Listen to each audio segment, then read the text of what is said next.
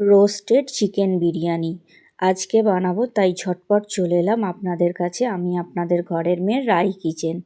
প্রথমে চিকেনটা ভালো করে ধুয়ে নুন, পাতিলেবুর রস, লঙ্কা গুঁড়ো, হলুদ গুঁড়ো, আদা রসুন কাঁচা লঙ্কার পেস্ট দিয়ে ভালো করে মেখে আধ ঘন্টার জন্য রেস্টে রেখে দেবো।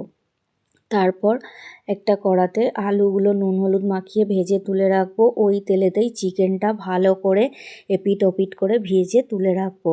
তারপর গরম দুধে জাফরান, গোলাপ জল, মিঠা আতর, কেওড়া জল আর বিরিয়ানি মশলা মিক্স করে সাইড করে রাখবো। ওই তেলেতেই কিছুটা পেঁয়াজ ভেজে তুলে রাখবো বেরেস্তার জন্য। তারপর কিছুটা পেঁয়াজ ভেজে আদা রসুন বাটা, কাঁচা লঙ্কা বাটা দিয়ে ভালো করে কষে নেব। কষে জল দিয়ে তাতে চিকেন আর আলুগুলো সেদ্ধ হতে দেবো। আর ওতেও দেবো কিছুটা বিরিয়ানি মশলা, গোলাপ জল, কেওড়া জল, মিঠা আতর ভালো করে দিয়ে চিকেনটা কুক করে নেব। যখন চিকেনটা হয়ে যাবে তখন আমরা লেয়ারিং করব। প্রথমে চিকেনের গ্রেভি দেব, কিছুটা রাইস দেব, আলু, তার উপরে লেয়ারে ভাত, তারপর চিকেন।